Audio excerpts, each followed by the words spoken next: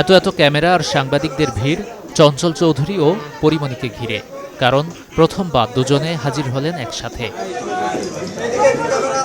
শুধু একসাথে হাজির হওয়াটাই নয়, প্রথমবার বিনোদন জগতে দুই দর্শকপ্রিয় তারকা শেয়ার করেছেন স্ক্রিন।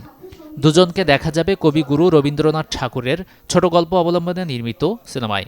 ভাইয়া যখন বলছিলাম আমি রবীন্দ্রনাথের গল্পই করিনি, আমি খুব অবাক হচ্ছিলাম, কারণ আমি মুখিয়েছিলাম সারা জীবন যে আমি কবে, সবাই জিজ্ঞেস করছিলেন না যে আমার এখানে অনেক সাংবাদিকরা আছেন, তারা কিন্তু অনেকবারই আমাকে এই কোশ্চেনটা করেছেন যে আপনার পছন্দের একটা চরিত্র বলেন যেটা আপনি এখনো করেননি। তো আমি কিন্তু বলেইছি যে আমার রবীন্দ্রনাথের কোনো একটা সুন্দর একটা চরিত্র করার জন্য। তো আমার জীবনে এরকম একটা আকাঙ্ক্ষা ছিল যে কবে আমি চরিত্রটা করতে পারবো। সেখানে দেখছি ভাইয়াও করে নাই, বাবা শোনা সোহাগ হয়ে গেল। এই আত্মতৃপ্তিটা আসলে আমরা এই কাজটাকে একদম ঢেলে করতে চাই, দেখা যাক কতটুকু তৃপ্তি আমরা পাই।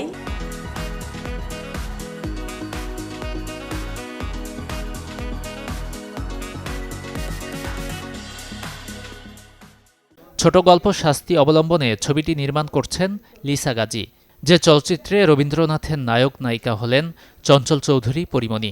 আমি এই আসরে যে বসে আছি, ওনার সঙ্গে আমার প্রথম কাজ, পরির সঙ্গে প্রথম কাজ, আনানের সঙ্গে, মানে সবই মোটামুটি প্রথম।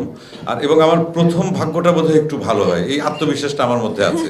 কারণ আমি যে কটা কাজ করেছি সবগুলো কাজই হয় ওই ডিরেক্টরের প্রথম কাজ অথবা তার সাথে আমার প্রথম কাজ। সিনেমার বিস্তারিত জানাতে আয়োজিত সংবাদ সম্মেলনে টিম শাস্তি জানায়, চলতি বছরের শেষ দিকে শুরু হবে দৃশ্যধারণ। আমরা যখন একসময় ছবিটা বানাতে পারবো, আপনারা দেখবেন, আপনারা তখন বলবেন যে হ্যাঁ এখানে চঞ্চল ছাড়া হতো না, বা হ্যাঁ এটা পরিমণি ছাড়া হতো না, বা আনন্দ ছাড়া হতো না, বা অর্ক ছাড়া হতো না। এইটা আমার কাছে খুব জরুরি। শুটিং এ আমরা যাব অক্টোবর নভেম্বরে। তো আমরা সেপ্টেম্বর অক্টোবর থেকে আমরা মানে সবার আপনার স্কেডিউল অনুযায়ী আমরা রিহার্সাল শুরু করব। তো নভেম্বরে এন্ড অফ অক্টোবর থেকে নভেম্বরটা আমরা শুটিং করব। এর আগে 2004 সালে মুক্তি পায় প্রয়াত চাষী নজরুল ইসলাম পরিচালিত রবি ঠাকুরের একই গল্পের একই নামের সিনেমা, যেখানে অভিনয় করেন রিয়াজ, পূর্ণিমা, ইলিয়াস কাঞ্চন, চম্পা। গাজী আনিস, চ্যানেল 24, ঢাকা।